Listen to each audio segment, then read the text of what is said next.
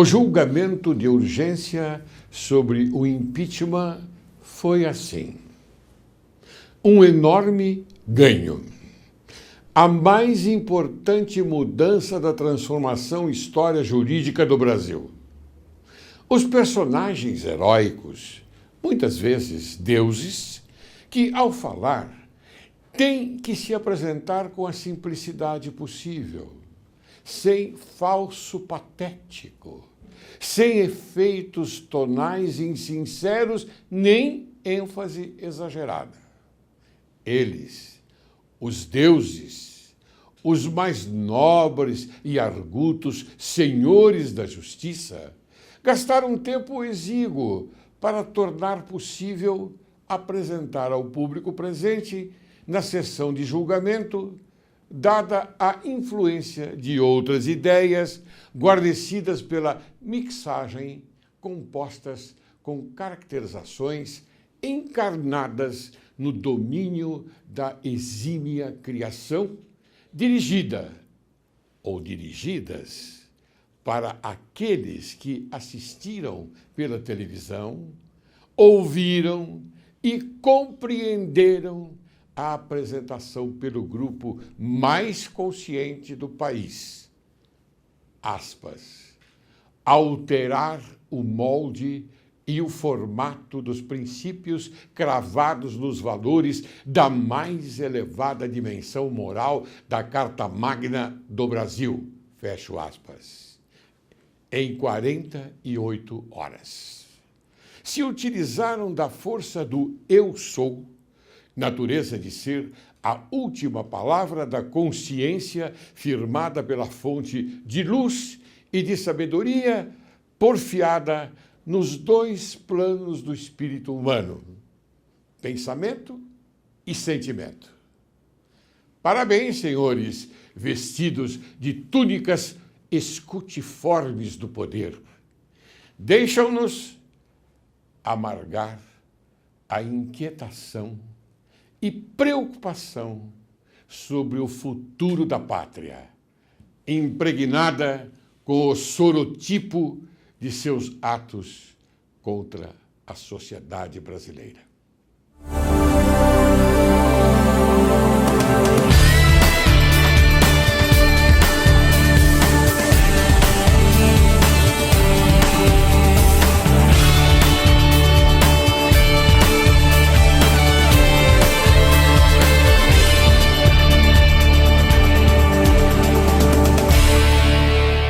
Direito e Justiça em Foco é o teu programa e este é o teu país. Inicio o programa de hoje com a frase do saudoso e sempre lembrado Tancredo Neves. O processo ditatorial, o processo autoritário, traz consigo o germe da corrupção. O que existe de ruim no processo autoritário é que ele começa desfigurando as instituições e acaba desfigurando o caráter do cidadão. Hoje tenho a honra de receber duas grandes personalidades do meio jurídico, o jurista Ives Gandra Martins e o desembargador Carlos Henrique Abrão, que dispensam maiores apresentações e maiores comentários, porque são pessoas altamente maravilhosas, intelectuais, que todos conhecem. Vamos falar sobre a crise política brasileira e os reflexos do Estado Democrático de Direito. Sejam bem-vindos. Ives Gandra Martins, é uma grande honra tê-lo aqui no programa Direito e Justiça em Foco, porque não só eu aprendo, como também o telespectador consegue captar as suas mensagens sempre no sentido do bem. Isso é muito importante, porque nós falamos do bem, não é verdade? Nem dúvida, e o privilégio é meu, Écio, porque estando aqui sabendo da importância do seu programa, muito obrigado. Ser um sinalizador, um sinareiro de caminhos retos, num país cheio de caminhos tortos, é um privilégio estar aqui com você. Mas essa é uma homenagem que você está fazendo para nós e eu fico muito grato. Carlos Henrique Abrão, o excelente desembargador do Tribunal de Justiça do Estado de São Paulo, meu querido amigo. É uma honra também tê-lo aqui para nós discutirmos, não é, esses problemas todos que estão ocorrendo no nosso país. Muito obrigado, hein? Revisitar esse programa ao lado do professor Ives Gandra é uma renomada honra e também um aumento de responsabilidade. Tentaremos corresponder ao leitor e à sociedade. Você falou em responsabilidade, a responsabilidade é minha. Como é que eu vou comandar um programa diante de personalidades tão importantes, não é, no cenário jurídico brasileiro como são vocês? Veja só, responsabilidade e honra, Ives, porque não é todo dia que nós temos essa oportunidade de informar o povo a respeito dos problemas brasileiros. Às vezes o povo recebe uma informação das altas autoridades, mas ela não chega a entender bem a porta dos fundos, vamos dizer, desta notícia. Então, hoje nós estamos aqui para falar. Eu tenho uma pergunta primeira para nós conversarmos a respeito dela. O pedido de impeachment, redigido pelos juristas Hélio Bicudo e Miguel Reale Júnior, tem embasamentos suficientes para ter sido aceito? Doutor Ives. Não, embasamento tem carradas de embasamento, carradas de razão.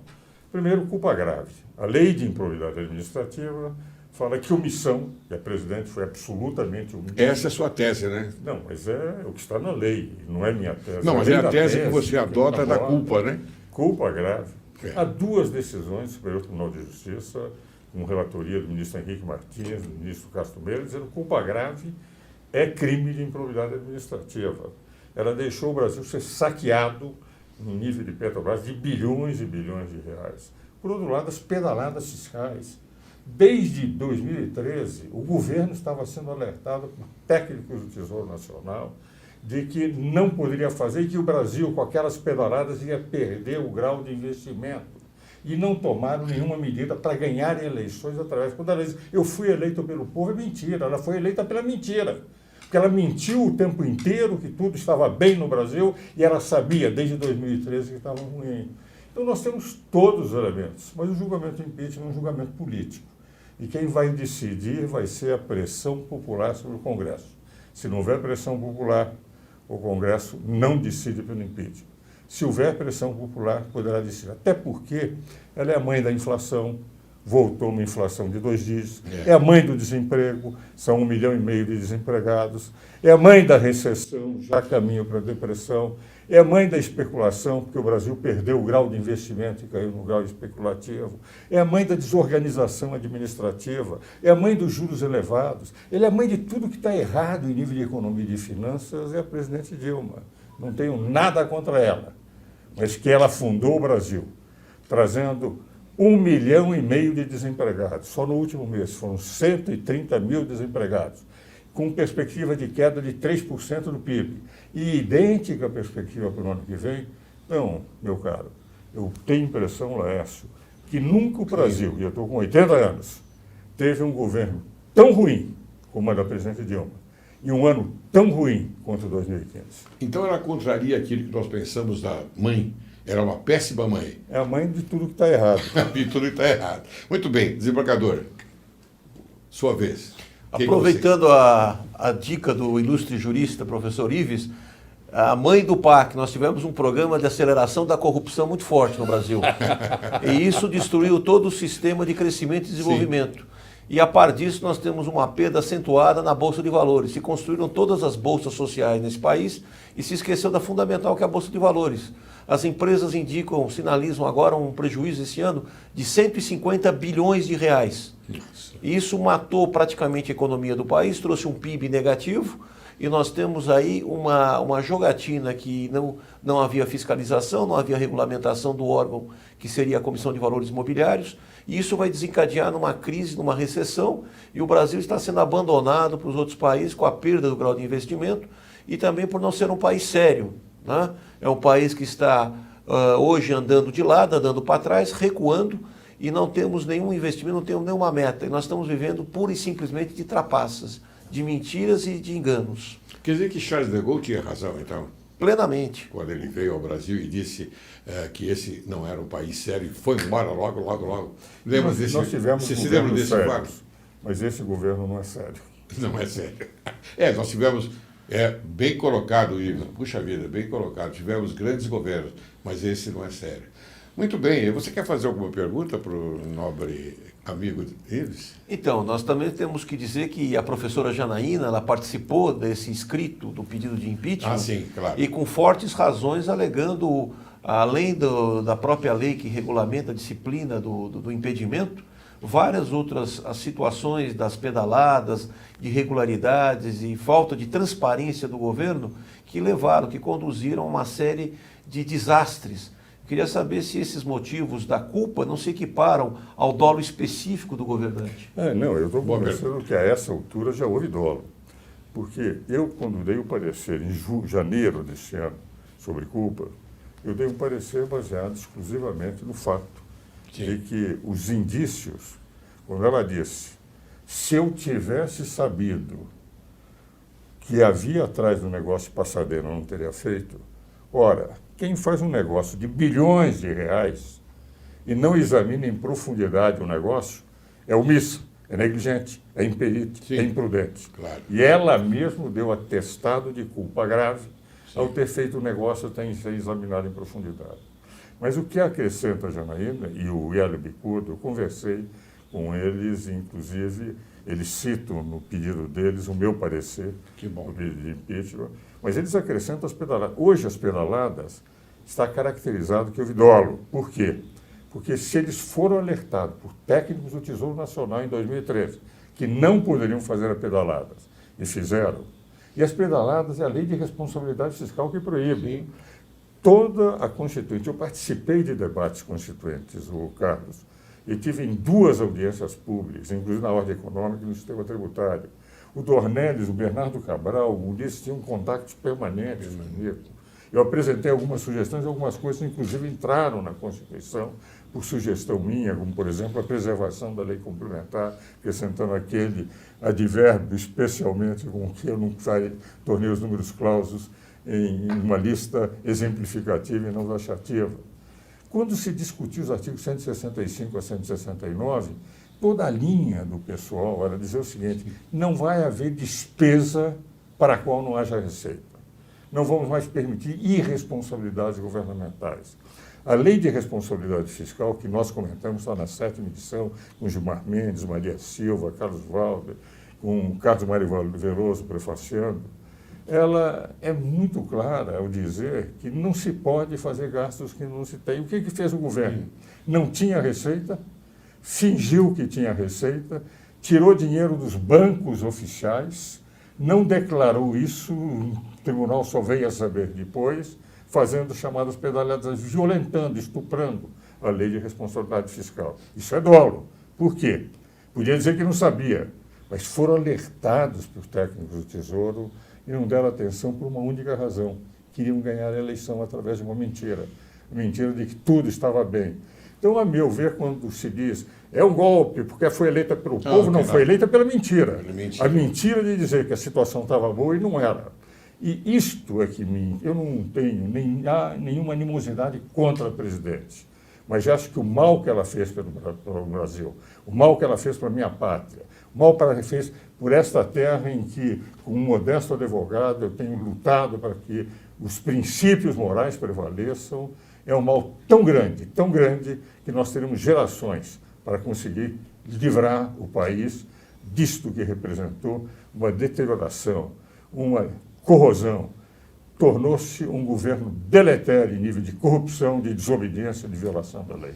As suas palavras são eloquentes e são veementes no sentido de que o povo já está consciente, mas nós temos que levar, Ives e Carlos Henrique Abrão, nós temos que levar ao povo esta verdade que você trouxe aqui no Direito e Justiça em Foco.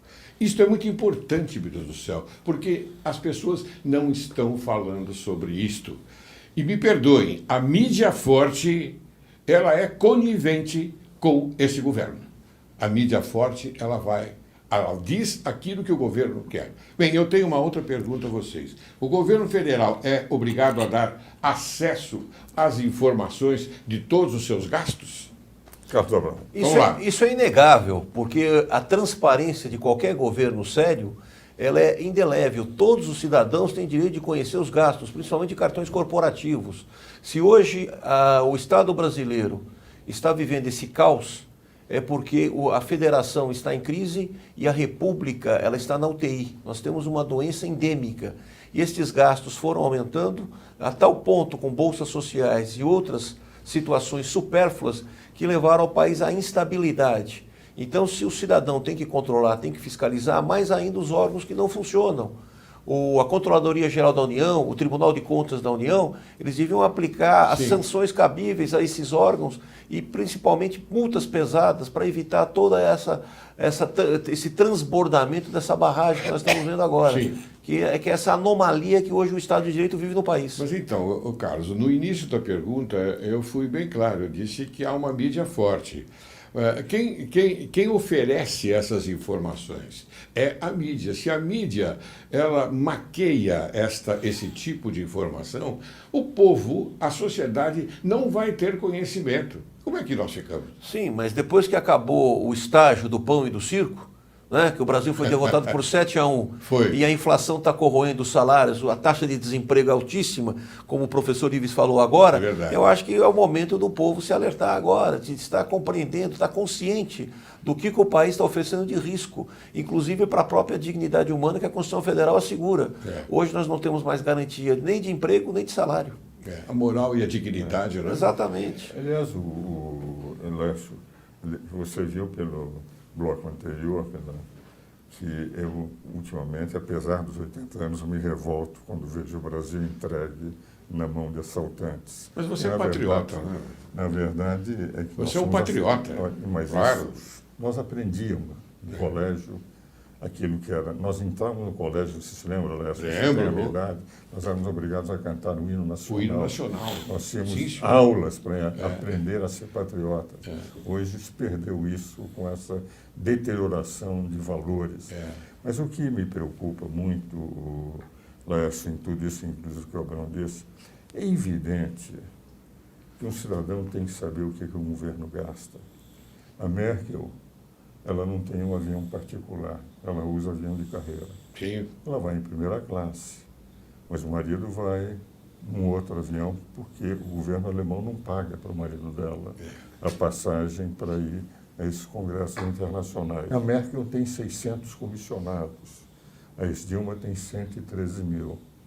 Os 600 comissionados da Merkel é de um PIB maior que o do Brasil. Quando sai, não sai com essas delegações enormes. Na verdade, essa transparência que fala o nosso queridíssimo e grande jurista, que é Carlos Abrão, de que tem que haver transparência. E o povo que paga o tributo tem que saber onde o dinheiro é gasto.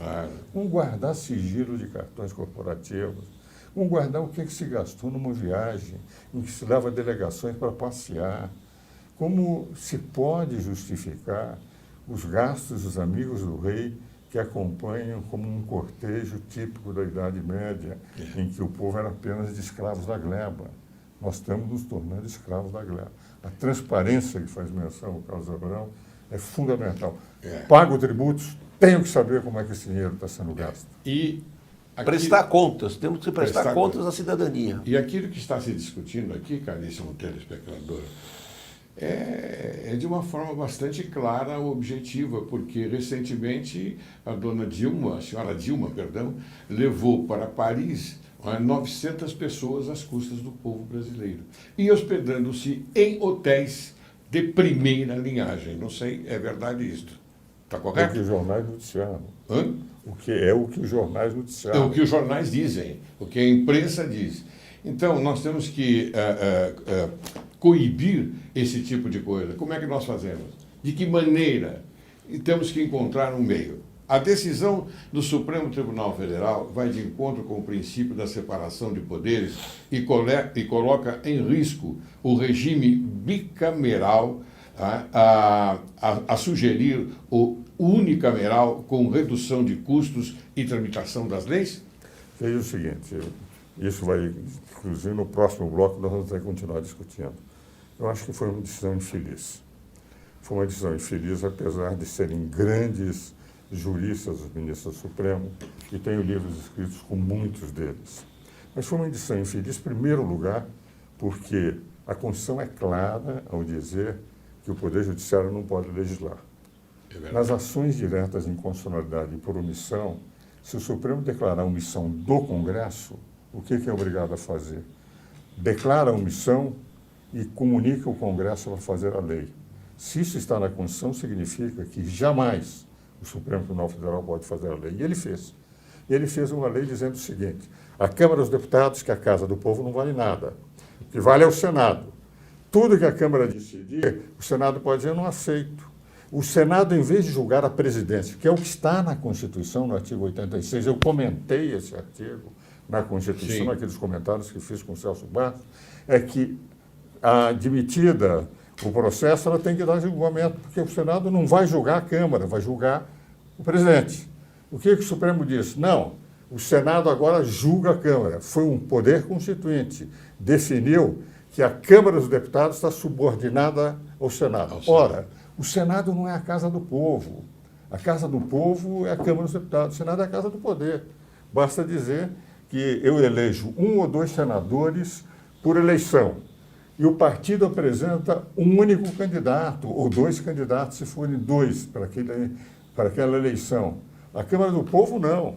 Nós temos 70 deputados para ser eleitos, nós podemos escolher. Por que apareceu o Senado? Quando os Estados americanos estavam discutindo se deveriam ter uma Constituição com uma única Câmara, os Estados do Sul se opuseram sob a alegação de, como tinham menos população, eles seriam sempre dominados pelo Estado do Norte. E daí surgiu o Senado para que eles tivessem a possibilidade de ter uma casa onde eles teriam o mesmo número de votos que os Estados do Norte, que tinham mais população. Então, o Senado só apareceu por uma questão política dos Estados Unidos. No Brasil, o Senado tem uma função de representar apenas uma casa da federação, e mesmo assim, essa casa da federação, na verdade, é uma dupla casa, em que cada uma pode ter início o processo legislativo. O que o Supremo foi o seguinte: o Senado é a grande casa legislativa, a Câmara dos Deputados não vale nada, porque no momento que decidir, ela será julgada pelo Senado. E mudou a Constituição no artigo 86. Nesse particular, eu acho que o Supremo errou. Mas, Ives, eu quero até colocar um adendo. Neste patamar, ou seja, nesta situação em que nós estamos vivendo, não é? Por que eu digo nesta situação? Porque nós temos um presidente da Câmara dos Deputados, não é? Que está em litígio com o governo. E temos um presidente do Senado que é simpático à presidência da República, ou seja, ao governo federal.